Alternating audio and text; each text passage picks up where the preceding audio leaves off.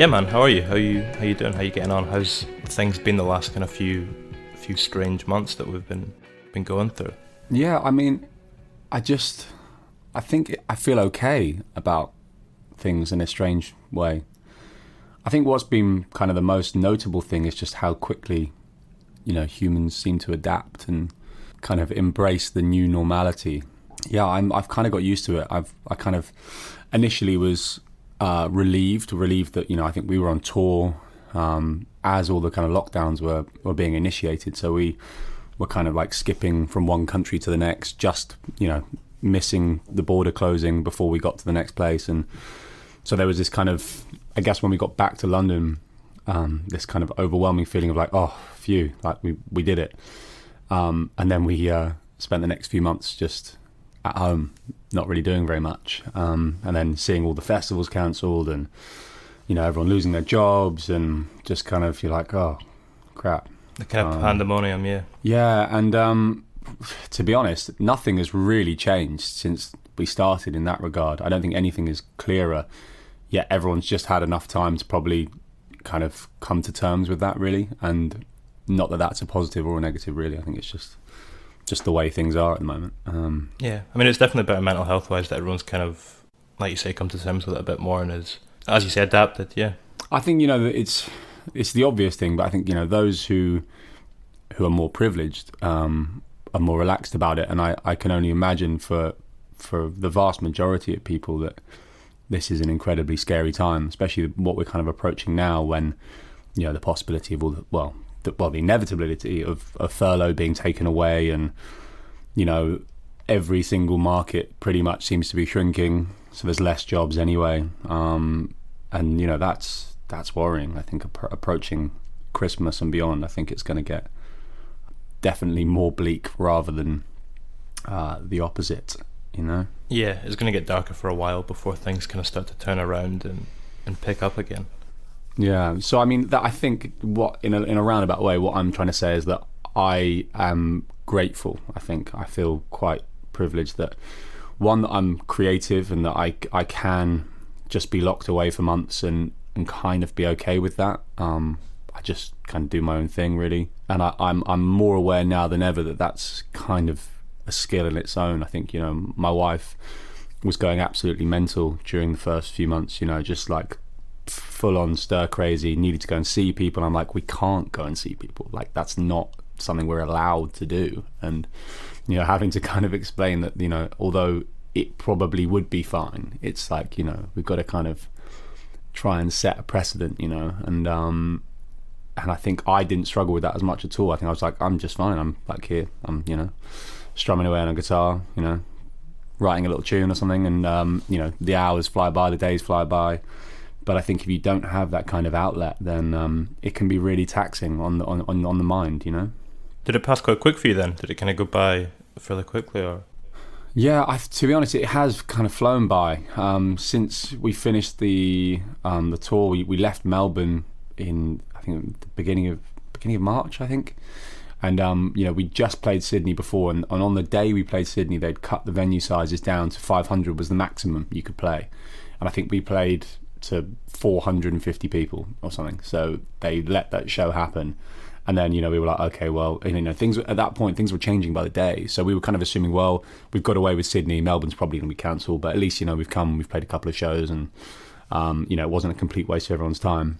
But then Melbourne did happen as well. There was a lot of people kind of contacting the venue on the day and asking for their money back, and they didn't feel safe going to the show, which it's totally understandable. So I think the anxiety was being ramped up at that point, and I feel like that is obviously still there, but potentially there's a slightly more of a sense of calmness, I think, now than there was in March. Like the kind of the enemy that is COVID, I think, is slightly better known, although obviously we don't know everything yet. Yeah. I mean, how's like not performing live affect your creative energy? Are you kind of still always making something, or what's the rhythm of your workflow kind of like at the minute when you don't have that kind of feedback from playing live?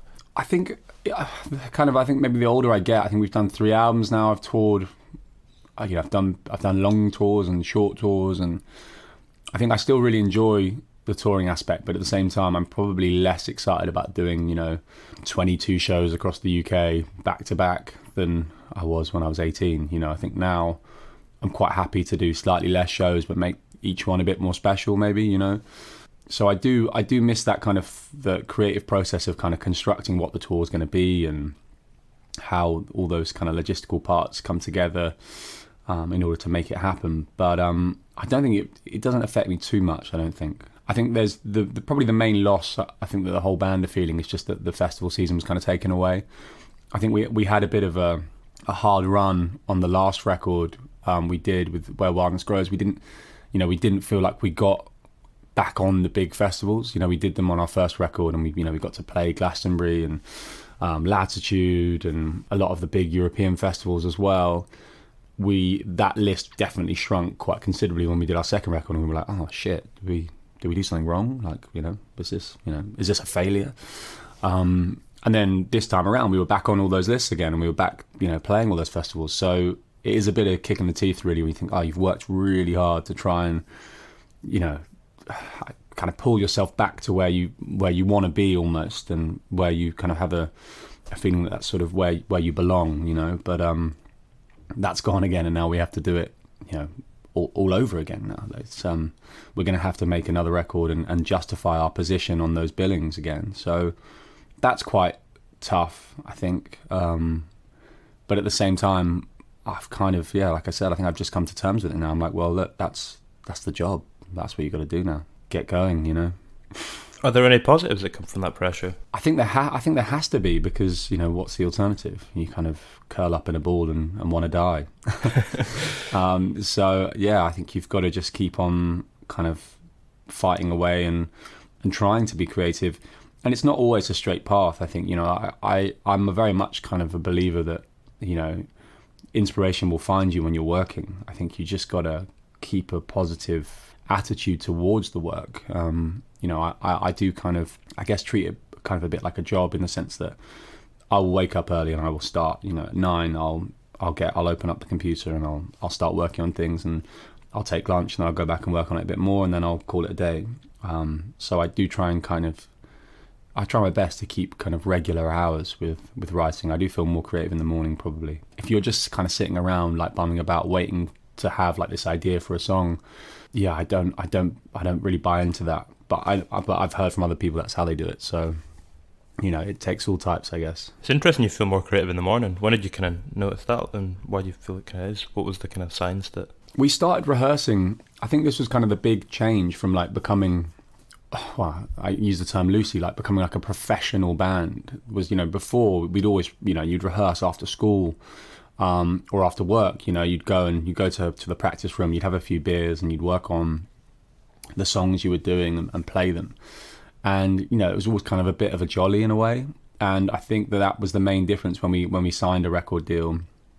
And then we kind of had this like liberating feeling of like, well, now we can not do other stuff and we can start at the beginning of the day, when we would normally be doing other things. And we got a lot more done. It's a lot more productive, I think, if you're working, especially as a group in the mornings.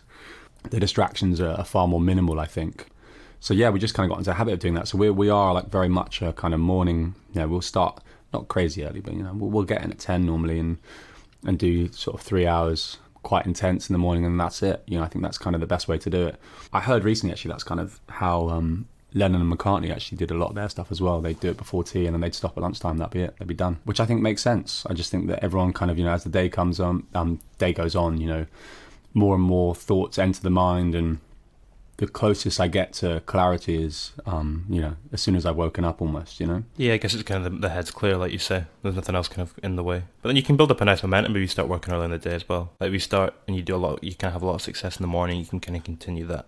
Yeah, I think the studio is, I think that certainly applies when you are recording. I think when we do sessions and we go away and record, we do start very early, but we'll continue pushing on until things don't feel good anymore, be it at midnight or at 2 a.m.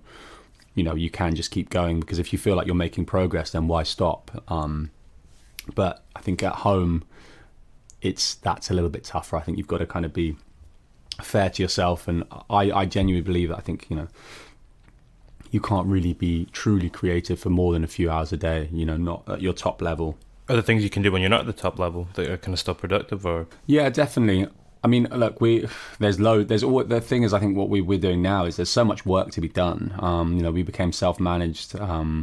We parted ways with our company, our management company, at the end of our last record, and so we started this whole new album campaign was very different. We left Transgressive and PS, we left Verdigris management, and we were kind of starting out almost entirely on our own, with the help of our publishers and a few other key people, but essentially it was a much smaller team, and we were still trying to keep things as ambitious, if not more ambitious than before. So there's a hell of a lot of work involved outside of just the making the music kind of aspect. And when it came to the creative and all the artwork side of things, we were collaborating with very strong adversaries there, with the likes of Dave East and Matt de Jong kind of helping us craft things and kind of going to and from them with ideas and batting things back and forth, but we're always involved in all these processes now, whereas perhaps previously, we might not have to be speaking directly to the merchandise company about what's being made and what quantity and, all these kind of, I guess, smaller details which perhaps you don't want to be involved in, but they are important to the kind of the smooth running of the machine. If you make lots of little mistakes, you can kind of end up fucking everything up quite quickly. So it's been a bit of a learning curve in that sense, and trying to figure out all these logistics. And we've had a lot more responsibility in all of those details this time around. So what I kind of trying to do when structuring my day is I start the day off with the creative aspect when I feel my kind of the freshest, and then once I feel like I've kind of hit that threshold and I'm kind of probably not working at my full capacity anymore, then I turn my attention to work on kind of more of the admin side, and I'll reply to emails and I'll speak to our agent, and I'll do all the kind of other details and bits that need to be done in order to keep the ship afloat. Yeah, I mean, like what you were saying there about the music videos and everything as well, the creativity kind of carries into everything. I mean, the stage show as well, the way you guys had the ferns on stage, there's those little touches to add things to it and just kind of build the world of the album almost.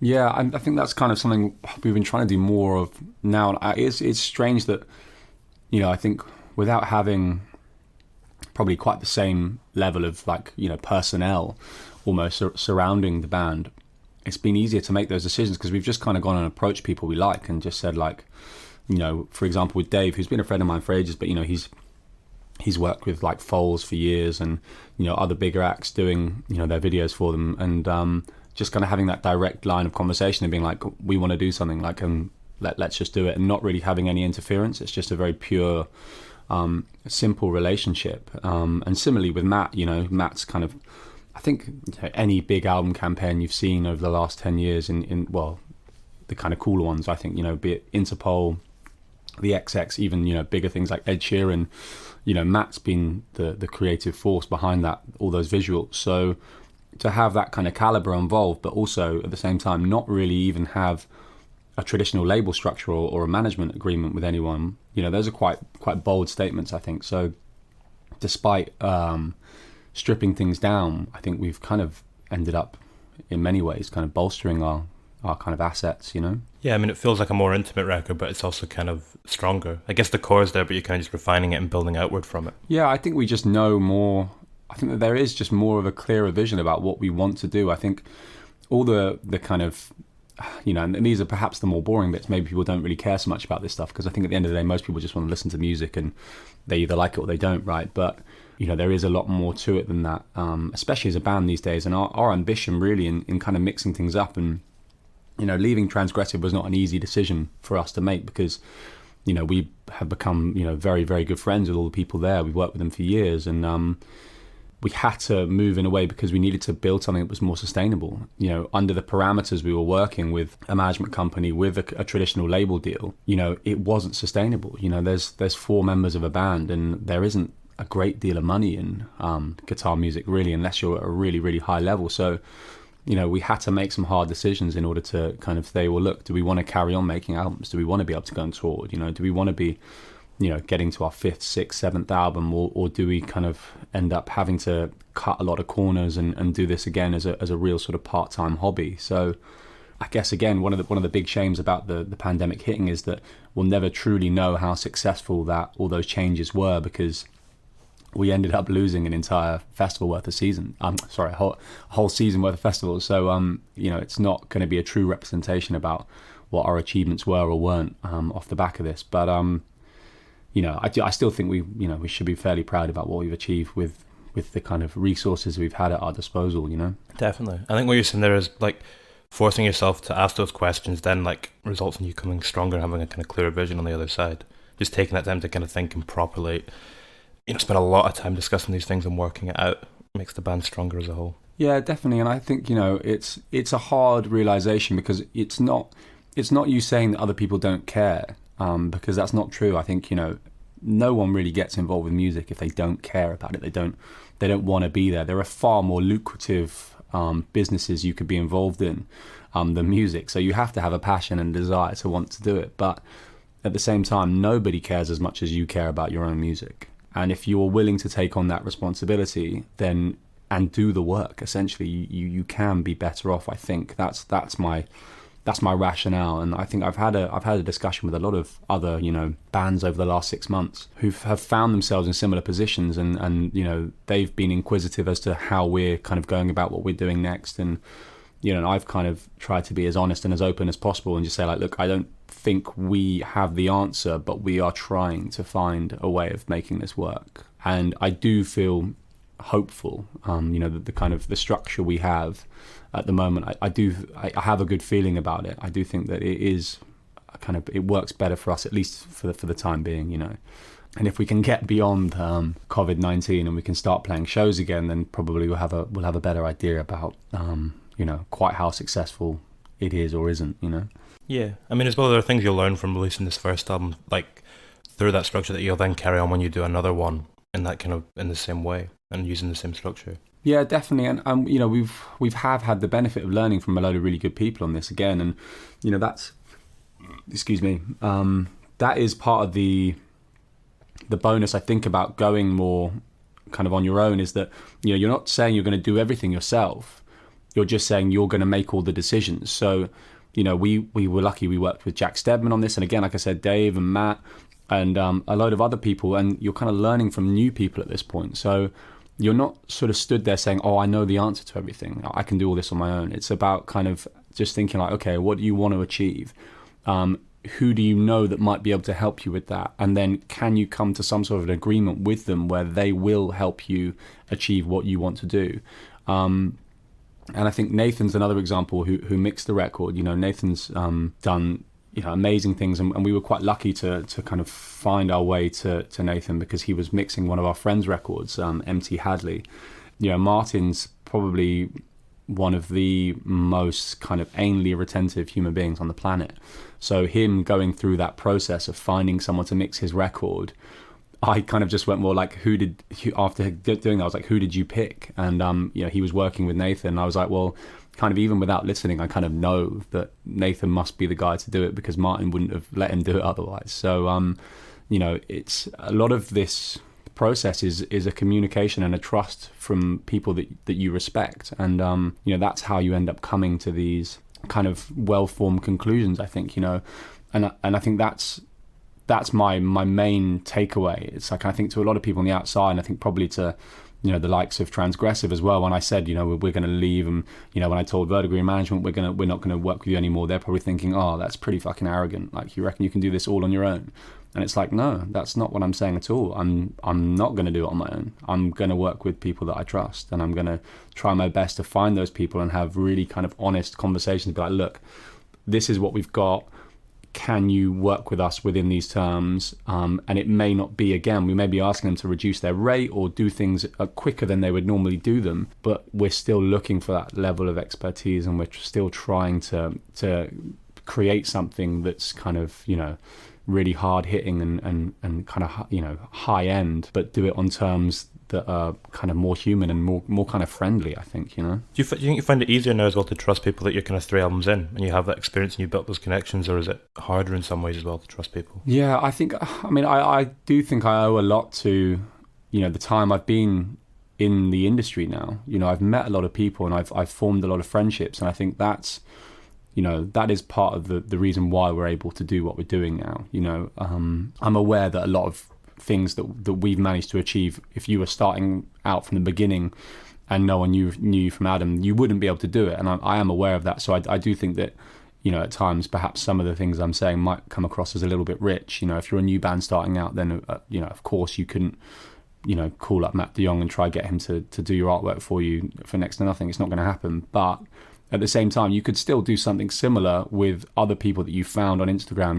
You find an artist, you think, oh, they're really cool. You message them and say, hey, would you be up for collaborating? I've got this idea. Would you be able to do it? And, all of those things are achievable. It's just, you just take out some of the names and put them in with others. I think, it's a different template to work. And what I found a lot with working at with companies and working with labels is they kind of have their own people they go to, and that's sort of how they save money and cut corners a lot of the time. And it may often feel like it's your choice because you're given a few options, but really you haven't made those decisions. They were sort of presented to you in a way that made you think that was what you wanted to do. And I think if you lose that from the beginning and it just has to start from your own decision making, then you will end up with a result at the end which feels closer to your own vision. I think that's quite a simple procedure. I mean, when it comes back to kind of having, like you're saying there about that vision, your vision at the core, and it's kind of you making all those decisions. When it came to the recording process of the album as well, how did that kind of feed in? And because was a lot of this kind of done at home, like kind of in the kind of just done in your home studio, but then you kind of went into a bigger one. What was the kind of ratio like there between home studio and? Yeah, I mean, I think that again was we're kind of playing with the limitations we had on offer. We had a very strong sense of what the budget was, because again, it's not the same principle when you work with a label. Okay, admittedly, they're going to tell you, look, this is what we're willing to spend, but you're kind of always working with this sort of assumption that, well, if things don't really go well, like we can probably ask them for more money. That wasn't the case. We toured for an entire year off the back of making Where Wildness Grows. We didn't pay ourselves a penny at the end of it because we weren't sure exactly what was going to happen. And so instead of paying ourselves, we had this lump sum of money that we were like, well, we can either take a gamble, pay ourselves, and then try and sort of, get back to discussing with the label about how we're going to make this record, or we go and spend all the money we've made on making a record, and then we sort of present it and say, well, look, this is what we've done, take it or leave it kind of thing. So we did end up going for the latter option, but it did mean that we had really kind of, there were really clear kind of budgetary restrictions to what we could and couldn't do. So, one of the first decisions we made was to continue working with Jack Steadman, who had recorded this one-off single with us. We did Atlas Please with Transgressive, and that was kind of a conversation we had working with them because we wanted to do this one-off single just to kind of, I guess, tease at what the next steps would be for the band. And Jack was someone that I knew from when we were teenagers, from going to house parties and stuff. So, I had a rapport with him already, although, we probably hadn't really spoken in best part of 10 years, not properly anyway. So that kind of felt like something that I could get behind. And, I did kind of, I was very excited about learning from Jack, I think, because I was at that stage where I was very much in my own routine. I think the whole band were kind of in a similar position where, we sort of needed something to break up the way we were working, kind of add something a little bit different. I think Jack did that. So, we did that one-off single, and, that was the only real starting point for the album. Was like, okay, well, Jack, do you want to do a whole record? And, the answer was yes on his side. So we were like, okay, cool, right. So that's that bit done. But then after that, it was like, well, how do we afford to go into a studio with Jack? And the answer was like, we couldn't really. So it ended up being this sort of bedroom album where it was us and Jack sat in a room. Generally, I mean, and when I say bedroom, it's literally, like a small room, and there's like 5 of us, 2 of us sat on the floor leaning against the wall. It was quite strange. And I mean, even for us, we've done 2 albums. I think we recorded the last album was in one of the Moloko studios at Poole, which is like this big studio. So for going from that to like our 3rd album, we're, cramped in this bedroom with Jack Steadman, it was quite a surreal starting point. Ultimately, it was really fun. It was really wholesome. We'd go for lunch. We were doing a lot of the recording at his mum and dad's house where he'd left a load of his stuff. So, we'd sit down and have lunch with his mum and dad, and then go back upstairs and record again. It was really surreal, but kind of lovely in a way. And then once we kind of decided that we were happy with the songs and we kind of had enough of an album together material-wise, we went in and did a few sessions with James Bragg, who recorded our first album down in Cornwall, which is just kind of a beautiful, peaceful place to go and work, you know, without all the kind of that high frequency and the kind of noise and stress that you get being inside London. You know, we went and did a couple of weeks there just retracking bits and kind of trying to add a little bit more of a performance element to the songs, because I think one of the main factors you find when you're doing a lot of bedroom recording is there's a lot of cut and pasting going on. You know, you're kind of like chopping together bits to try and make your structures, but what can end up being lost is that kind of sense of performance and, like, you know, someone has played this song to you, which I think is still, even, you know, even if you want to make things dancier, I still think that there should be an element of that involved if you're, well, for us anyway, as a guitar band, I do think that's important. Yeah, I guess it comes back to getting your personality across on the record. Yeah, and you know, there was a lot of change sonically that went on, but I do think at the end of the day, we did want it to still retain an element of it being, you know, that this is for people playing music. I think that had to be in there to some degree, you know. How many of you were in this? Was it just the four of you and James, or the four of you and Jack? Like when you were in the studio and you were working with them, was that the setup, or was there? No, so there was the four. So you know, we kind of started off. It was the four of us and Jack doing a lot of the tracking, and then it would be just Jack and I would be doing a lot of the kind of looking at all the vocal parts and trying to kind of finish off the songs, and we would track all the vocals together. So it was kind of almost like I would be in the room kind of singing the song to him, which again is kind of strange when I look back at it, but you know, it was, at the time, it was fun, and that is quite nice. Now when I'm tracking stuff on my own, I'm always like, oh, it'd kind of be good to have someone to perform this to, and then you kind of, you know what I mean, it puts a bit more pressure on you, I think, to deliver the performance you need. But yeah, we kind of went from that stage to then going in the studio, and we all went down to work with James. So James kind of engineered, and again, it was like having another person to kind of validate all the decisions you made. So we'd have Jack there, and then James would be we'd be taking these files in and opening them up. And obviously, you know, James recorded our first album together, so he's kind of got his own opinions as well. And it was kind of just another layer, really. And then beyond that, then it kind of gets taken and given to Nathan to mix. So, you know, we kind of had a lot of like stellar input, I think, before the record ended up being finished. You know, a lot of people that I trust and respect kind of signing it off at each stage, you know, before we got to that finished album. Yeah. It's interesting what you say, you know, when you were working the vocals and stuff, it was just you and Jack in the room. How do you feel like having less people in the room kind of affects your creativity and affects your performance when you're working in that kind of environment? I think it was really helpful initially, having Jack there. I just think that it kind of made me step up to the plate a bit more. I think everybody was kind of like, well, you know, Jack's kind of, he stood there and he's got his gold plaques and he's done his thing, you know. He's had kind of a career that anyone would be proud of at the age of 18, you know, so it's pretty, like, it sort of speaks for itself. And I think everyone would kind of wanted to sort of, you know, justify their worth as quickly as possible. And I did think that everyone kind of rose to the challenge in that regard. And it created sort of a healthy level of competition within the parts, because, you know, everything's always up for grabs when you're recording. So if someone comes in and goes, look, I've got a better idea for that bit than what's there, you know, everyone has to be listened to. I think that kind of helped drive things forward and push the sound and push the songwriting to another level, you know. And I do think in very different ways, but I do feel like it was probably the strongest body of work we've made as an album. But yeah, vastly different from the way our first record or even the second record was made. I just think that level of kind of, there was a sense of hunger making the album that perhaps didn't exist on the two records before. You know, they were kind of, especially the first one was just very relaxed, you know, you kind of just having a good time, not really sure what's going to happen. You know, the future is cloudy at best. But I think we kind of, we had a lot of desire and hunger when we were writing this last album.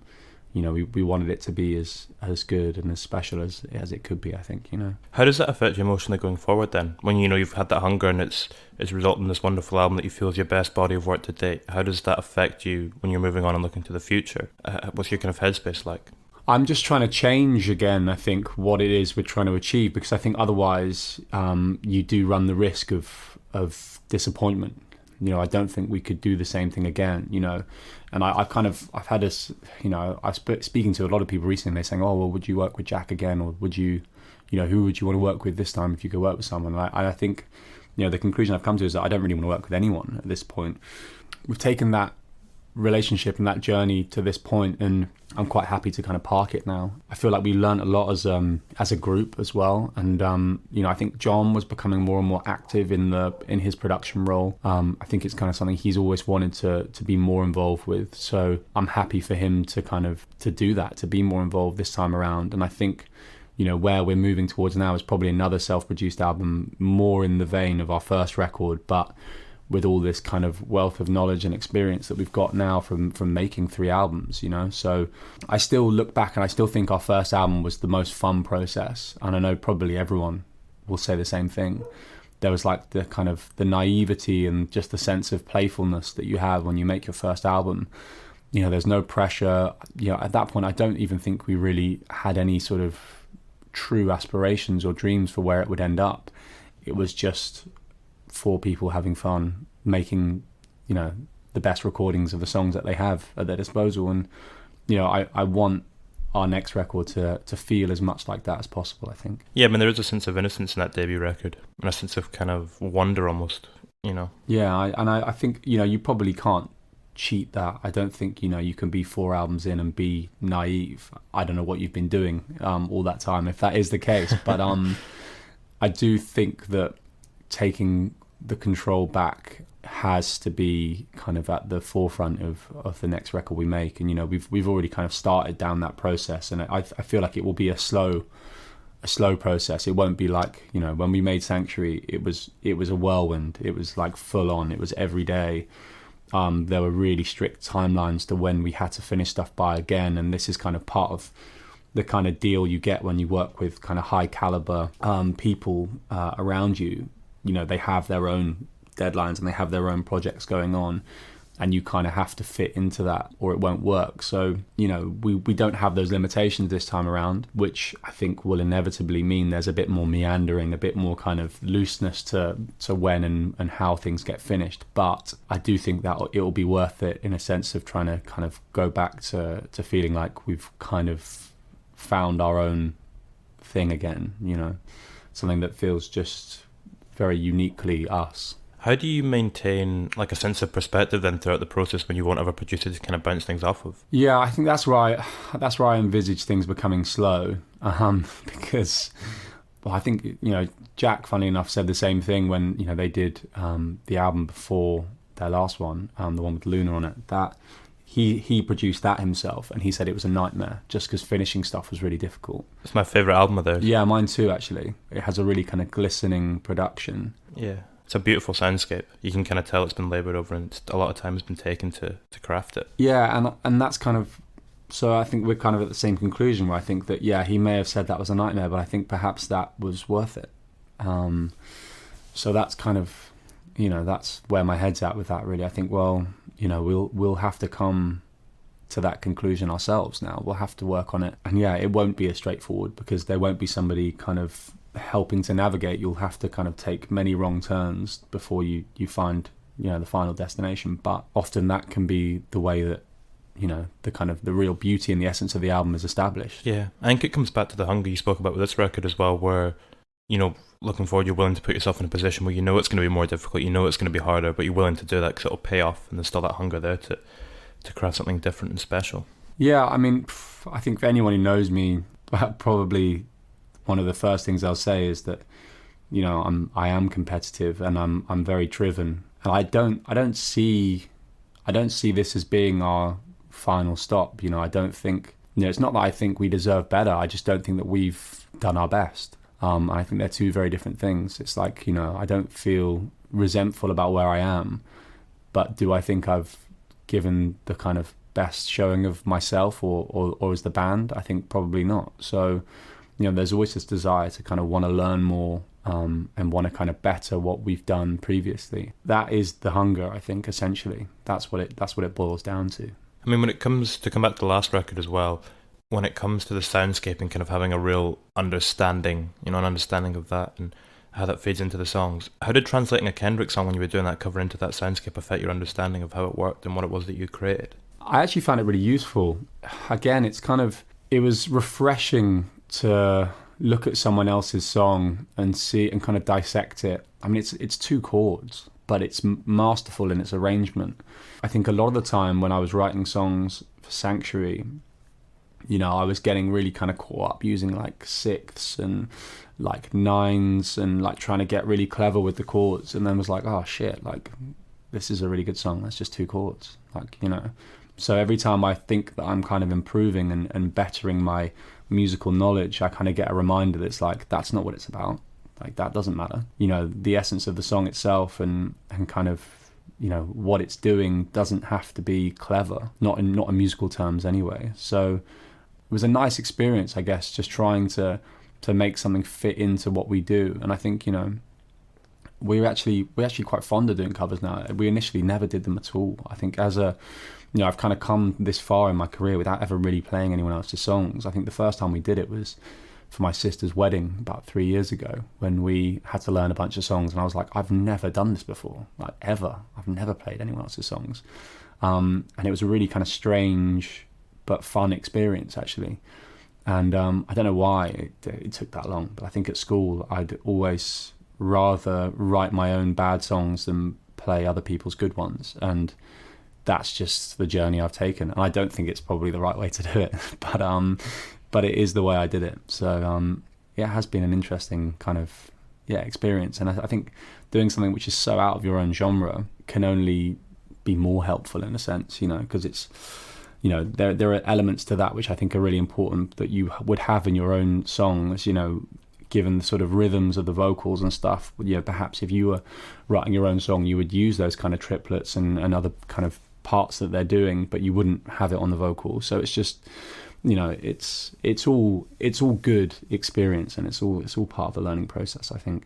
I mean, what was your relationship to Dan like, and what was your relationship to that song like before you went and covered it? I've always been a big fan. I think as a band, we've always been quite into hip hop. You know, that element has always kind of lived within the bass and drums of our songs, I think, to quite a large extent. Yeah, for sure. It's not, potentially not that noticeable, but I think, you know, there's more and more kind of indie bands that do that. I think, you know, we went to school in Stoke Newington, and I think at that point, rap music was always more popular than anything else. You know, listening to guitar bands was definitely not the popular choice for music. I mean, you know, I think we're part of quite a large group of musicians who have come out of that school, and, you know, the majority of them are more urban than not. I think, you know, the most notable names, people like Labyrinth, who have come out of that school, and it's kind of, we've been surrounded by that, and it's always kind of been a part of what we've done, whether we've kind of been involved with it or not, you know. So I think we've always had some sort of a relationship with that. I mean, how does having that, you know, relationship to the song as well then affect your performance of it? You know, when you kind of have that baggage there that, you know, you've enjoyed the song and you're going in to do a cover, how does that affect your headspace when you're in the studio working on the cover of it? Well, we did the cover quite quickly. We just recorded it with one of John's friends, again in sort of a bedroom style demo. So it was all done in the space of a day, and that track sat there for ages. There was a bit of a kind of we recorded it ages ago, and it was with when we were with Transgressive, and there was a bit of a kind of hoo-ha about whether it was appropriate for us to do the song, and we kind of sort of acknowledged that it could be a slightly sensitive subject. So we just ignored it for ages, and then when it came to doing the Annie Mac live lounge session, it was kind of we had to do a song, and I was kind of like, well, that Kendrick song we did, I thought it was pretty good, and then we kind of bounced that back, and we were no longer working with Transgressive at this point, and our publishers were like, yeah, I think it's great, you should do it. You know, Liberator, our label, our new label, were like, yeah, I think it's cool. So we just sort of, I guess, it just parked that initial kind of fear of being like, you know, 4 white guys playing Kendrick Lamar, like, is that cool? Like, do people need that?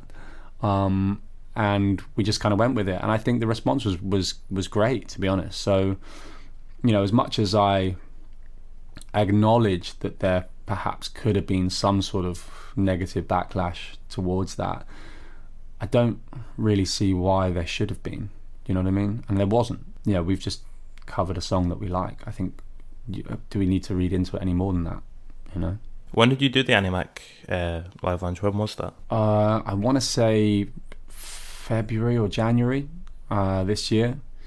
it all seems like a bit of a blur this year now. The real part of the year was only probably 3 months, and then after that it's just been whatever, we're in limbo, aren't we now? But yeah, I mean, that felt like a big moment. I think, again, it's kind of one of the landmark achievements of this record is, we got playlisted on Radio 1, and although, I guess to a lot of people it's like, oh, whatever, who cares? That is quite a big achievement for a band without, let alone not having a major label deal. We don't even have a traditional indie deal at the moment. So I think to try and, get through that door, it's pretty fucking big, I think everyone should be pretty proud of that achievement at least, and to go and do the Animax session on the back of that. And, I do think that we've made some pretty big steps given the circumstances, Yeah, I mean, Triple J as well. That's another big kind of session. Yeah, we did like a version as well. I mean, one thing is that we are signed to our Australian label. We're kind of signed worldwide now, so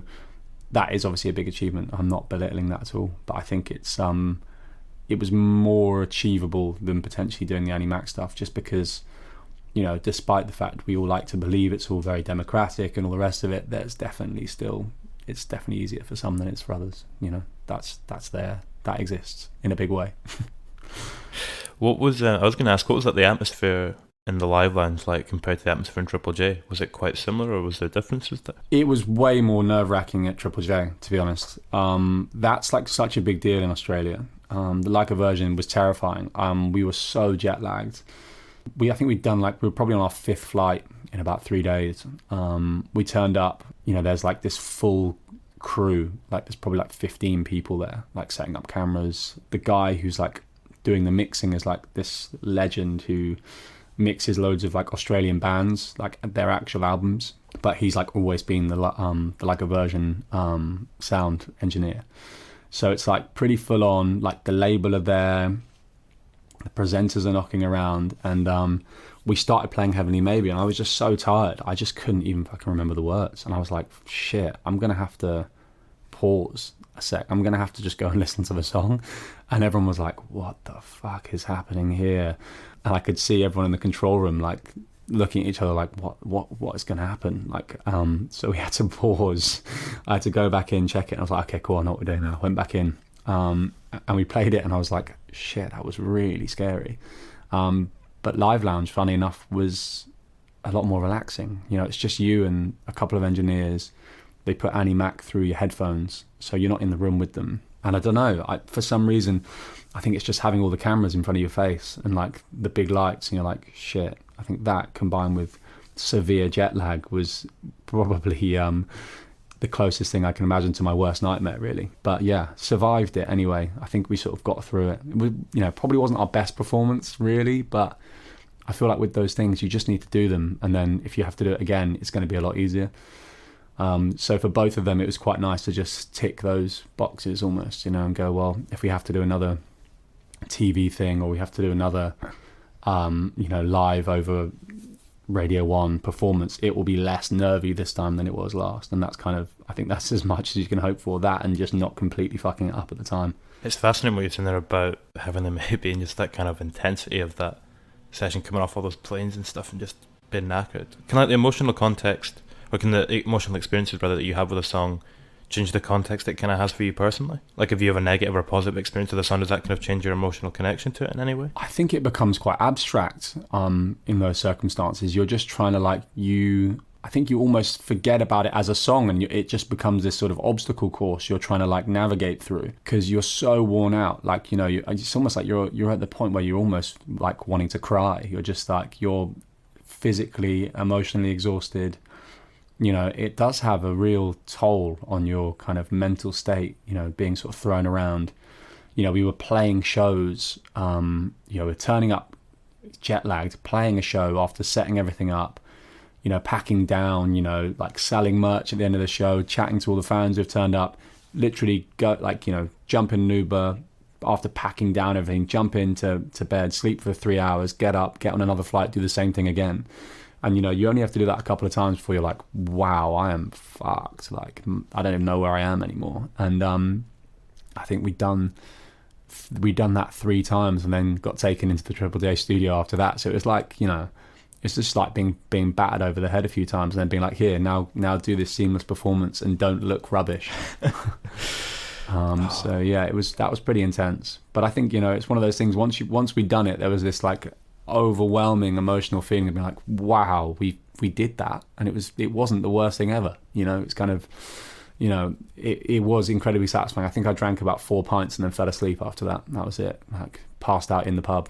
Touring is this weird thing where like it's so chaotic and all over the place, and then there's like a half an hour each night where you have to be, or an hour each night rather, that you have to be completely and utterly in control, and it's just this weird kind of juxtaposition to each other. Yeah, I think, you know, especially when, I don't know if it's easier or harder at the kind of mid-tier. I think like when you're a big band, you're so pampered, you know, you're kind of driven there, and I'm using examples of, you know, friends of mine that play in very successful bands that play arenas. You know, like they get taken there, they don't even sound check, they're left to their own devices, and then they just go and play for an hour and a half, then they go back and they're done. That's it. You know, there's nothing else. Again, they have to maintain, when they turn up to do that hour and a half show, they have to be like 100% on it.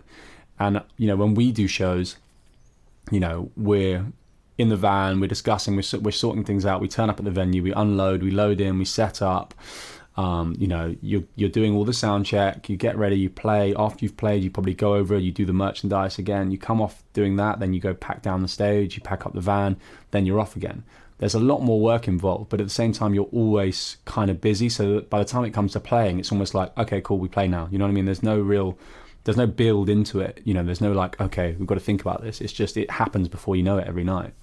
So although it's probably considerably more, you know, physically draining, is it easier or harder to kind of switch it on? I don't know, because, you know, we haven't been on the other side yet, but it is a different, it's a completely different kind of arrangement really that you have. It's interesting how those experiences differ so much. Well, yeah, I can only imagine that is in itself quite, you know, strange. If you're kind of like just pottering around trying to find things to do the entire day, you know, and you're in wherever, you're in Leicester, and like you're not from there, you don't know anyone there, like you're just kind of wandering around for, you know, admittedly like 12 hours before you play a show. You know, that's got to be kind of relatively weird in itself as well, you know, and that's them on loop, whereas for us on loop, it's like we have, you know, there's a very, very long list of things that need to be done every single day, and it doesn't stop when you finish playing even. So yeah, completely different worlds really, and you know, at the same time we're sort of doing the same thing.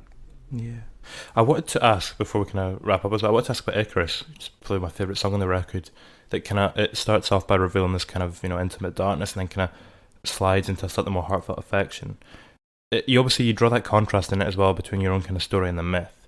How did the personal experience which fueled that song relate to the kind of, you know, the motif of the myth that you're kind of incorporating and using that story? I think it's probably the biggest theme for the song is just kind of this coming of age and this sense of like reality biting, and it probably links in quite nicely with what we were just talking about, and that kind of, you know, the fact that how much work needs to be done in order just to keep going really. And I think, you know, tragic or realistic, however you want to think of it, you know, as a child, you're kind of promised that you can do anything. You know, anything is possible. That's kind of not true. Everything isn't possible. You know, there are loads of factors involved. You know, probably luck being one of them. You know, circumstances can be pretty shocking as well.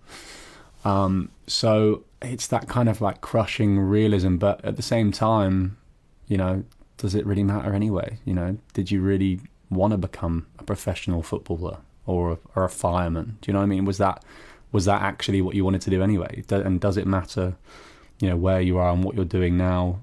We can often get caught up in what our expectations were, or, you know, what we were promised almost, you know, because essentially that's not really the be all and end all anyway, is it? So I think that's kind of where the song lives in my head. It's that kind of coming to terms with the fact that you're probably not going to achieve all the things you hoped you would when you're a teenager. You know, you won't do all those things, but also that's okay, you know. I mean, I think it's important to kind of take stock and look at where you are in your life, and kind of feel like you were saying. I mean, it's this podcast, we started off you speaking about how grateful you felt about the situation you were in at the moment.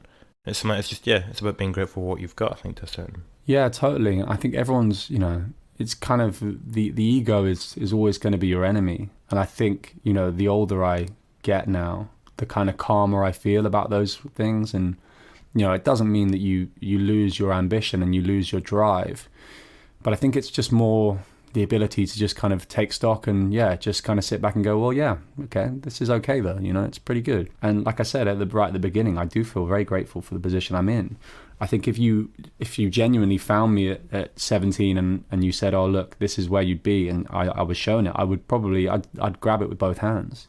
So it's funny how even, you know, if I do have days where I end up feeling like, oh shit, you know, I feel a bit down or whatever, but the reality is like I'm probably in a better position than I could have hoped, you know, really. But it's just trying to have that perspective, trying to keep it, you know. Does music, do you think it gives you a better perspective of yourself, creating music? I do. I mean, I think I've said it before, and I do feel like songwriting is a kind of element, has an element of therapy to it. You know, I think you're often bearing your soul, whether you know it or not. You know, it doesn't always have to be intentional, but you're always in there in the songs. So again, I think that's something which I feel lucky that I have that as an outlet. Not everyone does.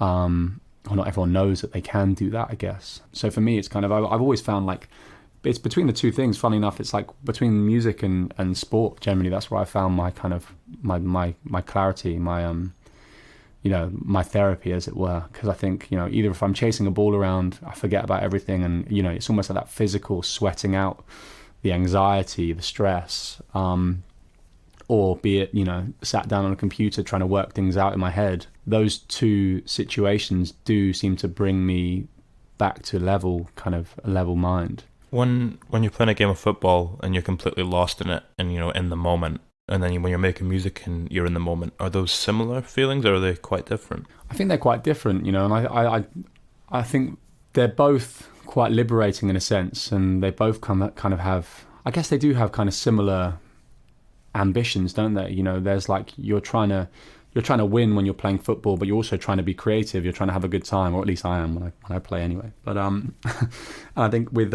music, you're trying to do a similar thing. Like you want to make something that you're happy with and feels creative, but also you kind of want that element of validation at the end where you play it someone, they go, oh yeah, that's wicked. I think they do. You know, if you boil it down, they probably do have very similar kind of ambitions when you set up. And you know, one of the nice things that I enjoy more than ever is kind of team sport, and in the fact that, you know, you do have that kind of camaraderie and that element of, you know, trust in each other, and you know, you win or lose together.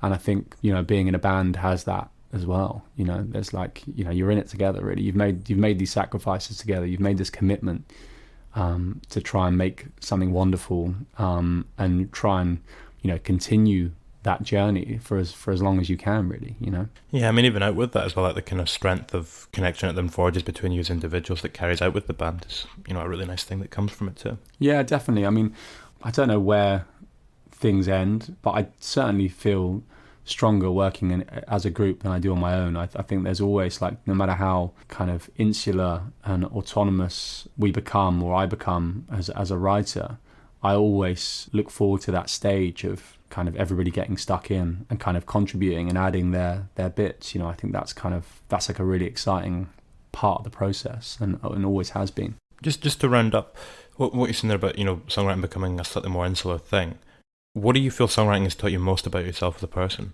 I think it's probably in equal measure. It's taught me about my own vulnerability, but also my own strength as well. I think, you know, you can sort out a lot of your own inner demons without, you know, a great deal of support, provided that you can kind of come to terms and navigate those emotions successfully. There's a great deal of catharsis in writing songs and performing them. I think, you know, it does seem to alleviate a lot of the pain that, you know, you may have suffered when, you know, before or during the process of writing those songs. So it kind of helps you come to terms. But also I do think that there's an element which is quite healing as well, you know.